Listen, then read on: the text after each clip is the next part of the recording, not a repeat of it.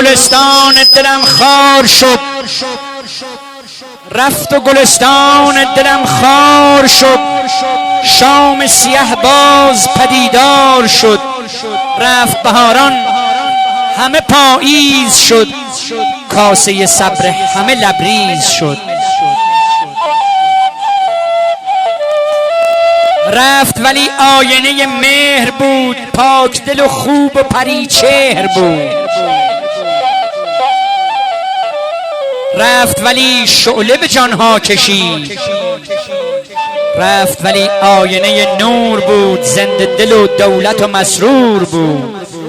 آن که پر از مهر و وفا بود رفت، رفت ولی کن به خدا زود رفت.